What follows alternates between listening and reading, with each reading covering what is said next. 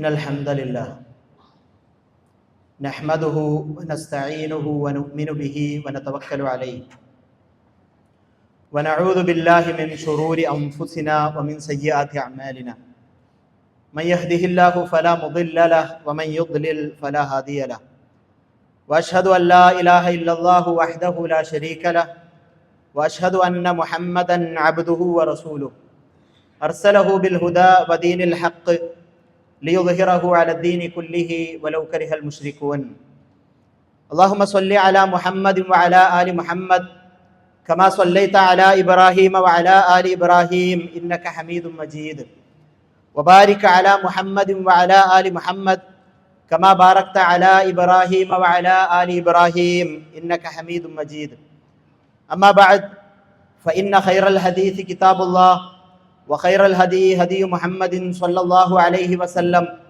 وشر الأمور محدثاتها وكل محدثة بدعة وكل بدعة ضلالة وكل ضلالة في النار يا أيها الذين آمنوا اتقوا الله حق تقاته ولا تموتن إلا وأنتم مسلمون يا أيها الذين آمنوا اتقوا الله وقولوا قولا سديدا يصلح لكم أعمالكم ويغفر لكم ذنوبكم ومن يطع الله ورسوله فقد فاز فوزا عظيما أعوذ بالله السميع العليم من الشيطان الرجيم الذين إن مكناهم في الأرض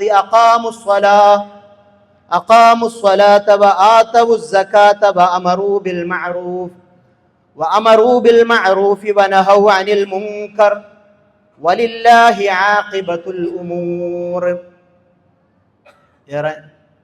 ആദരണീയരായ വിശ്വാസിനികൾ, ജീവിതത്തിൻ്റെ എല്ലാ മേഖലയിലും അള്ളാഹുവിനെ ഭയപ്പെട്ട് തഖ്വയോടുകൂടി ജീവിക്കണമെന്ന് ഉണർത്തുന്നു, വസിയ്യത്ത് ചെയ്യുന്നു.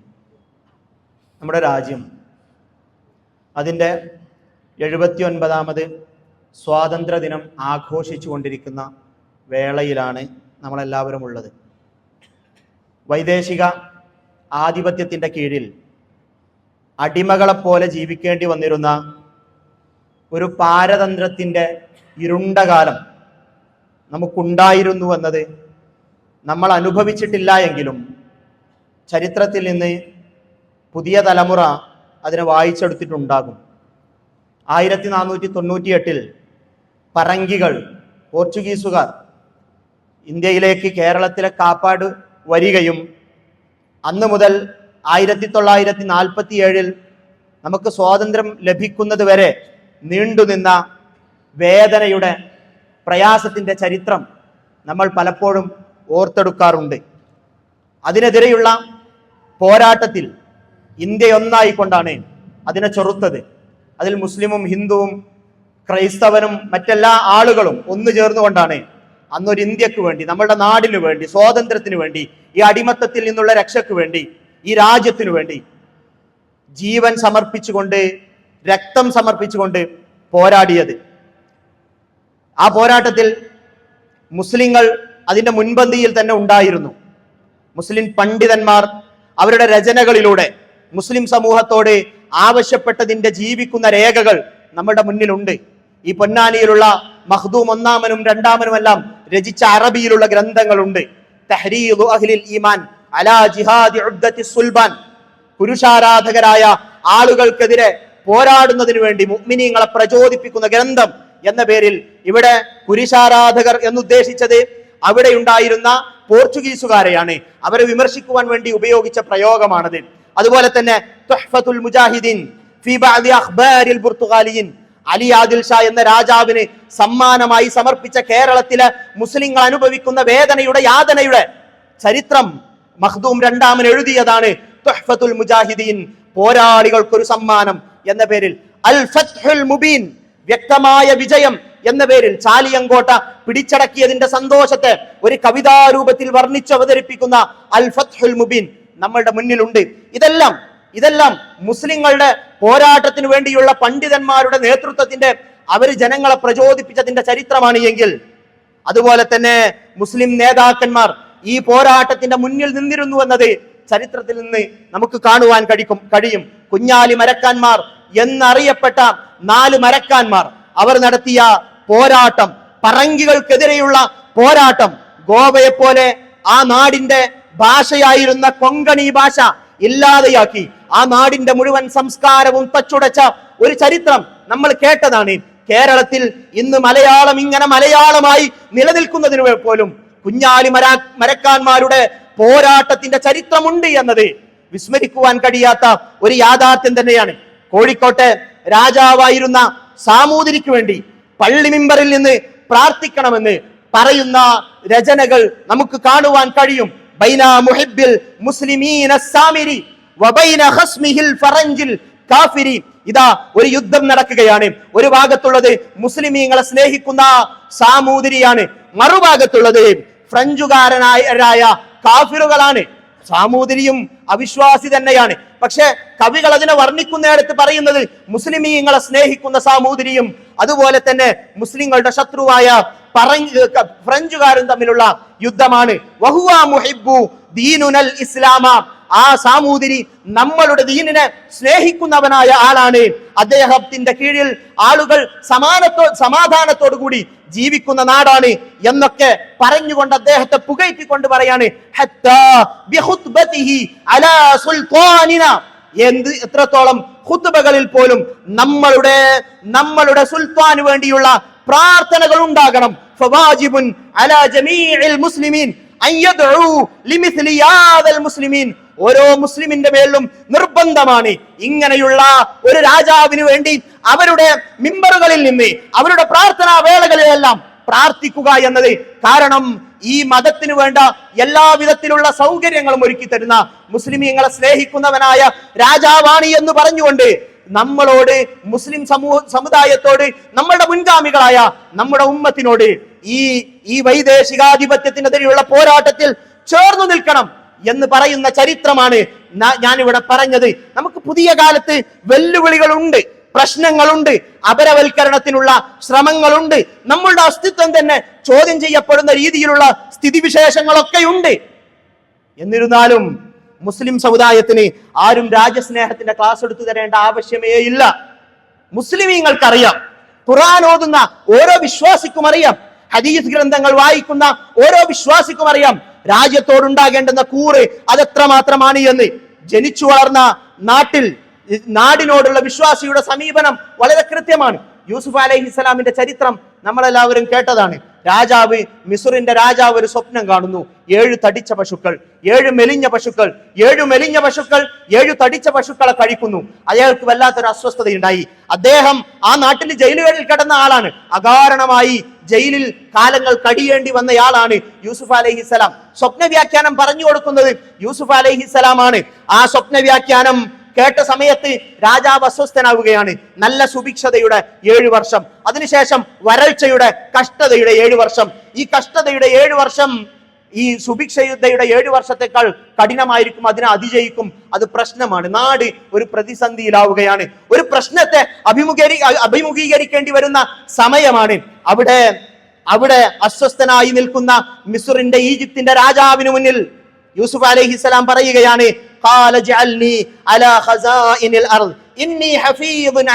എന്നെ ഇവിടെയുള്ള ഖജാനയുടെ കാവലാളാക്കുക, ഇവിടുത്തെ സാമ്പത്തിക കാര്യം എന്നെ ഏൽപ്പിക്കുക, ഞാൻ അത് സംരക്ഷിച്ചു കൊള്ളാം എന്ന് പറഞ്ഞുകൊണ്ട് മിസ്റിന്റെ പ്രതിസന്ധികളിൽ മുഴുവൻ കൂടെ നിന്ന, തന്നെ ജയിലിലടച്ച, തന്നെ കൽത്തുറങ്കലിലടച്ച, തന്നെ പീഡിപ്പിച്ച നാടായിരുന്നിട്ട് പോലും ആ നാടിനൊരു പ്രശ്നമുണ്ടായപ്പോ, അദ്ദേഹം ജീവിക്കുന്ന നാടിനൊരു പ്രയാസമുണ്ടായപ്പോ ചേർന്നു നിന്ന യൂസുഫ് അലൈഹിസ്സലാമിന്റെ ചരിത്രം തന്നെയാണ് മുസ്ലിം സമുദായത്തിന് അവരുടെ നാടിനോടും ജനിച്ചു വീണ ജീവിച്ചുകൊണ്ടിരിക്കുന്ന നാടിനോടും കൂറുണ്ടാകണം എന്നതിന്റെ ഖുർആനിൽ നിന്നുള്ള തെളിവ് എന്നത് നമ്മളെല്ലാവരും മനസ്സിലാക്കേണ്ടതുണ്ട്. നാട്, സ്വന്തം നാട് എന്ന് പറയുന്നത് എത്രമാത്രം ഇഷ്ടമുള്ളതാണ് ഓരോ മനുഷ്യരെ സംബന്ധിച്ചിടത്തോളവും.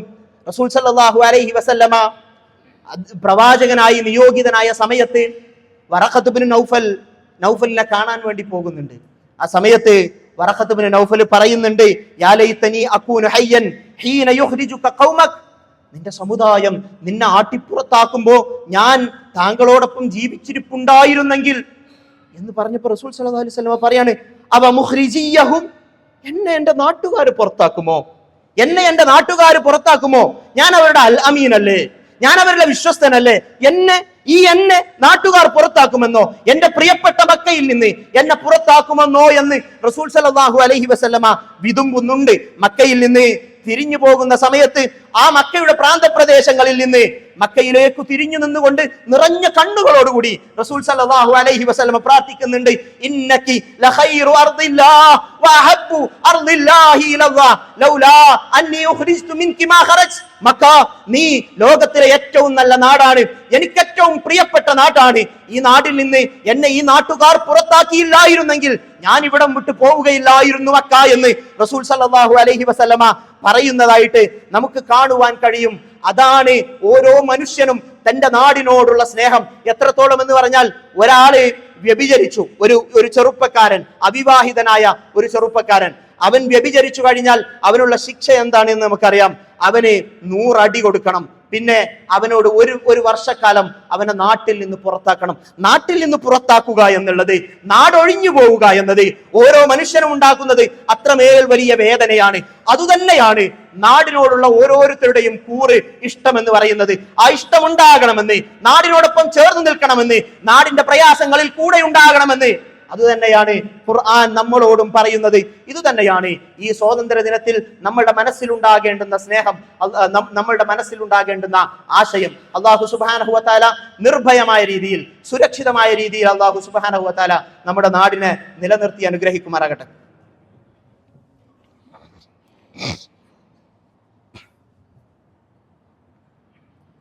അൽഹംദുലില്ലാഹി വഹ്ദ വനസറ അബ്ദ വഹസമൽ അഹ്സാബ വഹ്ദ ഉസല്ലി വഉസല്ലിമു അലാ അഫ്ദലി സ്വലാത്തി വഅസ്ക സലാമി വഅതമ്മ തസ്ലീം അലാ നബിയിനാ മുഹമ്മദിൻ സ്വല്ലല്ലാഹു അലാ ആലിഹി വഅസ്ഹാബിഹി വസല്ലമ തസ്ലീമൻ കസീറ.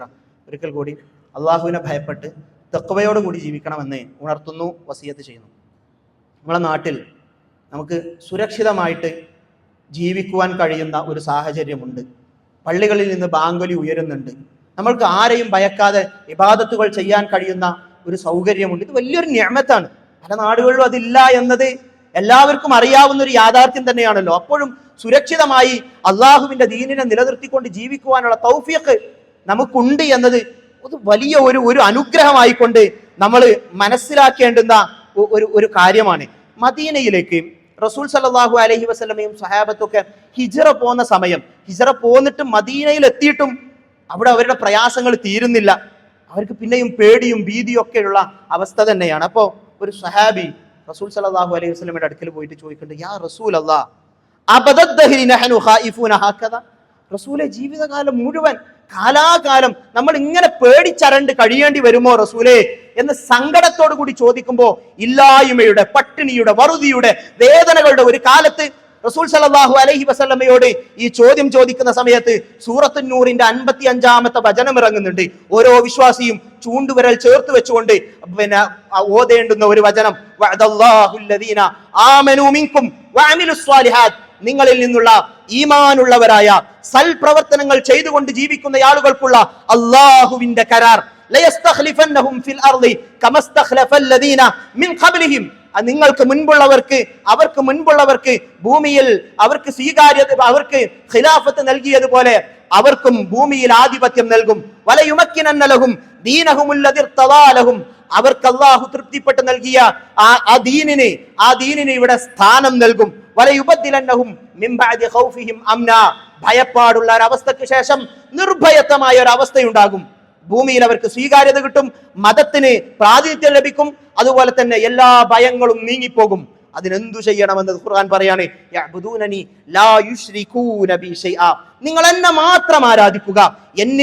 എന്നിലുള്ള ആരാധനയിൽ നിങ്ങൾ ഒരു അല്പം പോലും നിങ്ങൾ വെള്ളം ചേർക്കാതിരിക്കുക. നമ്മൾ ചെയ്യേണ്ടത് ദഅവത്താണ്, അള്ളാഹുവിലേക്കുള്ള ക്ഷണമാണ്.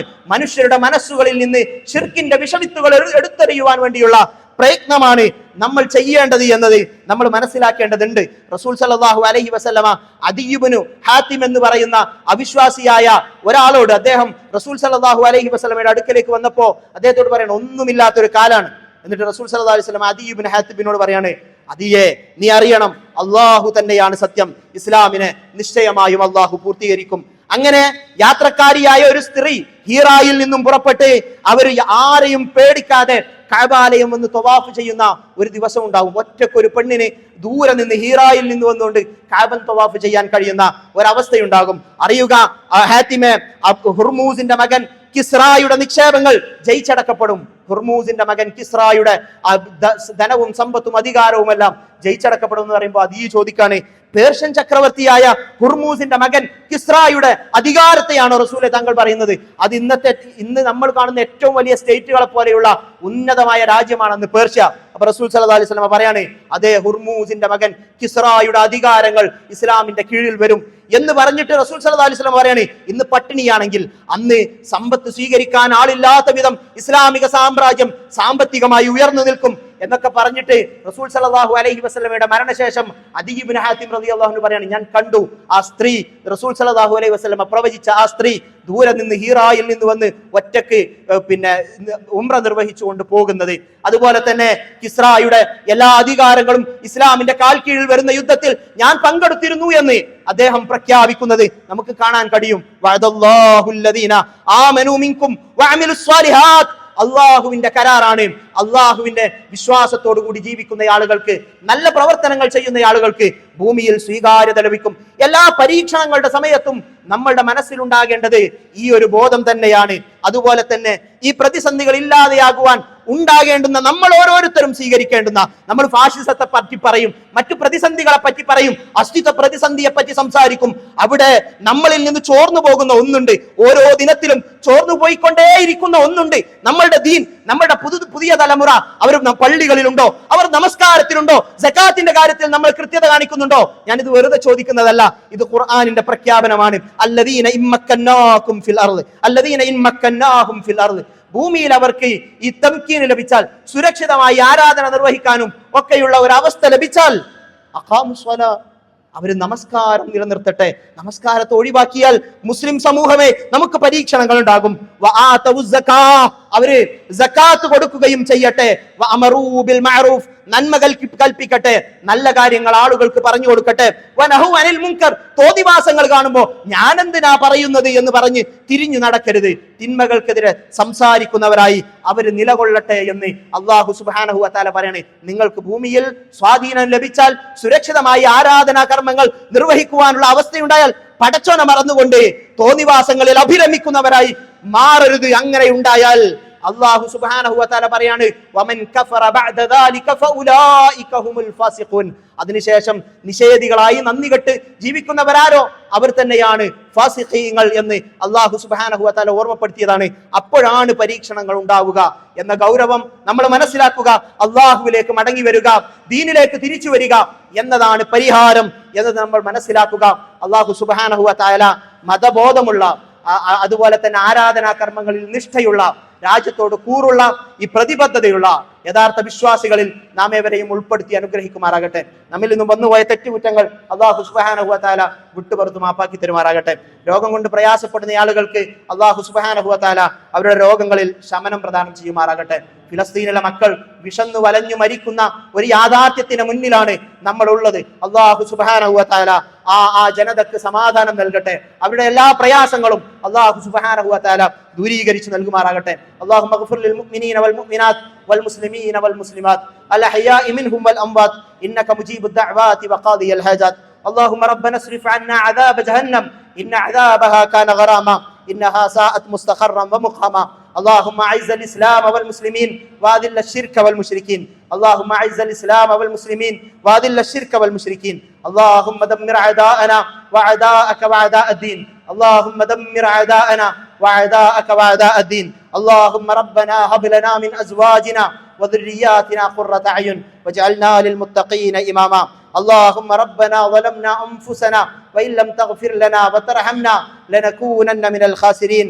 اللهم احفظ بلادنا، اللهم احفظ بلادنا، اللهم احفظ بلادنا وأئمتنا وأمتنا وعلماءنا وأمراءنا وأولادنا وشبابنا من كل الفتن ما ظهر منها وما بطن ومن كيد الشيطان. اللهم إنا نعوذ بك من الشقاق والنفاق وسوء الأخلاق. اللهم ربنا تقبل منا إنك أنت السميع العليم وتب علينا إنك أنت التواب الرحيم. اللهم ربنا آتنا في الدنيا حسنة وفي الآخرة حسنة وقنا عذاب النار والحمد لله رب العالمين.